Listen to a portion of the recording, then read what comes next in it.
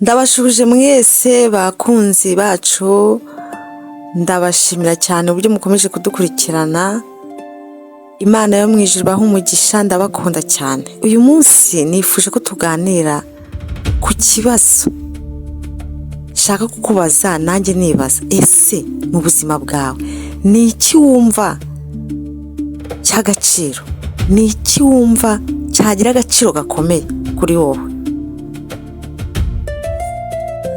Umugenzi ngo yanyuze ahantu ngo abona umurima w'izahabu,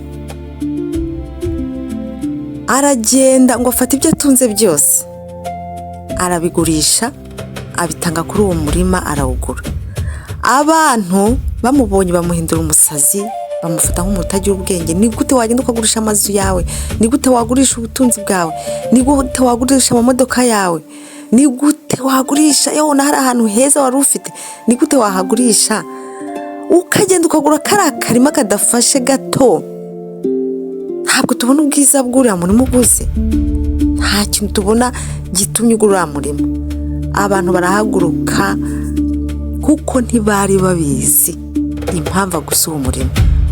Kumbi uwo murima wari urimo zahabu, we yari yabimenye. Iyo abibabwira bari kugenda nabo bakabikora, bakamutanga kugura wa murima. Ese ako gaciro k'iyo zahabu ni iki nawe wakwita nka zahabu kuri wowe? Ntabatindiye, reka mbabwire icy'agaciro.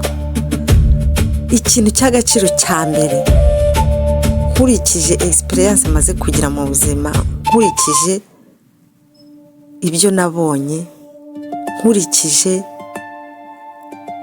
ubuzima tubaho muri iyi si, icy'agaciro cya mbere ni ukugendana na Yesu buri gihe, ni ukubana n'Imana, ni ukwemerwa n'Imana. Nicyo cy'agaciro mwene da. Ibindi byose ni intizanyo. Umwanya muto byaza ubundi bikagenda, umwanya muto byagusekera ubundi bikakurakarira, umwanya muto ibyo byose byahinduka. Ariko Yesu, amazina yose y'abakomeye yo mu isi agira igihe akavugwa, agakomera, akarangira. Ariko izina rya Yesu rizahora rivugwa, rizahora rimurika no mu ijuru. Yesu niwe w'agaciro. Yesu ni inshuti iruta inshuti zose zo mu isi. Yesu ahora igihe cyose aguteze amatwi. Yesu ntagira umunota n'umwe wo guhumbya. Yesu ntahinduka. Yesu niwe w'agaciro. Imana yacu ni y'agaciro. Imana Data, Umwana, Mwuka Wera, Imana butatu bwera, iyo niyo Mana, iyo niyo y'agaciro ukwiye kwifuza kugira bwa mbere. Iyo ufite Imana, ibindi byose biza bikurikiye ya Mana ufite, ibindi byose bikaza nyuma. Banza Imana imbere, banza ugira Imana, banza ugira agakiza, banza ugire gukiranuka, ibindi byose bizaza bigukurikiye. Ijambo ry'Imana riravuga ngo mubanze mushake ubwami bw'Imana no gukiranuka kose, ibindi byose muzabyongererwa. Iyo ufite Yesu uba ufite rimwe. Iyo haje zero ni bwa butunzi, iyo haje zero ni za nshuti, iyo haje zero ni bya bindi byose, y'amazu, imibereho myiza, kwiga, biraza bikaba zero, bikagira agaciro kuko umubare wose uri inyuma ya rimwe ugira agaciro. Ariko iyo udafite Yesu uba ntacyo ufite, uba ubanjijeho zero, ibindi byose biza. Nimba ubanje zero hakaza kabiri, zero byose birakomeza bikaba zero, nta gaciro biba bifite kuko nta Mana ufite, nta Yesu ufite, nta byiringiro muri make ufite. Ibindi byose bizaza, bizayoyoka bigende. Biriya ubutunzi bwitira amababa bukaguruka, ibyishimo bivuye ahandi bitavuye ku Mana biraza akanya gato ubundi bikagenda. Umunezero wose wagira udabanjirije ku munezero wo kumenya Imana ni ubusa.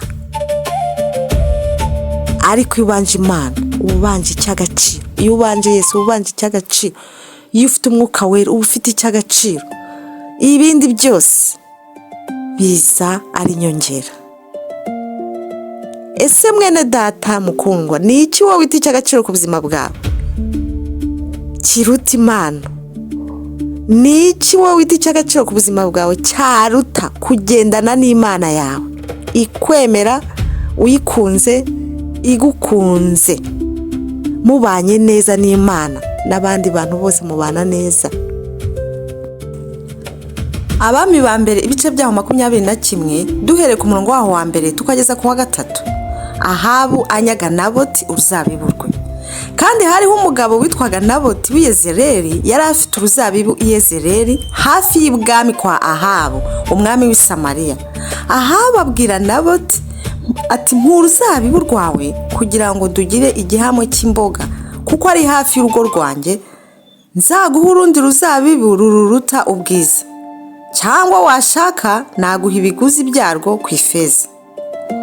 Naboti abwira Ahabu ati biragatsindwa n'Uwiteka kuguha gakondo y'abasogokuruza banjye. Amen. Naboti ati biragatsindwa n'Uwiteka kuguha gakondo y'abasogokuruza banjye. Iri jambo riramfasha cyane. Hano mu isi hari ibintu byinshi bishashagirana bimeze nk'Ahabu ushaka nawe gakondo yacu, ushaka agakiza kacu. Hari ibishashagirana biza bikakujya imbere, bigashaka kurusha agaciro Imana ufite, bigashaka kurusha agaciro Yesu wakiriye, ariko uvuga ngo biragatsindwa n'Uwiteka. Hari ibishuko byinshi bishaka ko uva mu Mana ukaba ari byo uha agaciro. Hari ibintu byinshi bishaka kugurana Imana akaba ari byo ushyira imbere, Imana ukayireka. Bene data, ndakwifuriza nanjye nifuriza kuvuga iri jambo ngo biragatsindwa n'Uwiteka ko nakagurishije gakondo y'abasogokuruza banjye. Twe kugurisha agakiza twahawe, twe kugurisha Imana twamenye, kuko ibimeze nk'ifeza hanze birahari, ibimeze nk'izahabu, ibishashagirana, ibishuko, ibihendo by'isi. Isi irayaze, isi irashashagirana, irimo byinshi bishaka kuduhuma amaso ngo twibagirwe uwaduhamagaye, ngo twibagirwe agakiza twabonye. Ariko mwene data, agakiza karatwegereye kacu, agakiza kacu karatwegereye kuruta igihe cyose twizereye. Mube maso. Umuririmbyi aravuga ngo komeza cyane icyo wahawe, hatagira ugutwara ikamba ryawe. Komeza, fata ukomeze, kuko ibishaka kugira ngo bigupepure birahari ni byinshi. Ariko ufite icy'agaciro, ufite Yesu w'agaciro, ufite amahoro atari nk'ay'abisi, ufite Imana ifite byose, ufite icy'agaciro mwene da. Ngo wambaye ikirezi ntamenya ko kera. Uzi kugira Imana ikwitaho, Imana idasinzira, Imana idahumbya, Imana igendana nawe hariho hose, Imana idahinduka. Abantu baguhinduka, isi yaguhinduka, ubutunzi bwaguhinduka, ariko Imana twizeye ntigihinduka. Ngo umubyeyi yakwibagirwa umwana we, ibaza ikintu gituma umubyeyi yakwibagirwa umwana. Ntago byapfa gushoboka, ariko biramutse bishobotse, ibaze ko Imana yo itabikora. Ngo umubyeyi, ijambo ry'Imana ratubwira ngo umubyeyi ashobora kwibagirwa umwana we. Birashoboka ariko si cyane, ntibikunze kuba. Ariko ngo Imana ntishobora kukwibagirwa. Mwaretse tukibana n'Imana yacu, mwaretse Imana yacu tukaba ariyo tugira icy'agaciro, Yesu wacu akaba ariyo tugira icy'agaciro. Mwaretse tukihambira kuri Imana yacu ko ariyo ishoboye, ko ari idahinduka. Murakoze, murakarama. Uyu munsi ndakwifuriza kuvuga iri jambo, nanjye ndyifuriza ngo biragatsindwa ko nagurana Imana indimo, agakiza, Yesu wanjye, umwuka wera, ibindi bintu.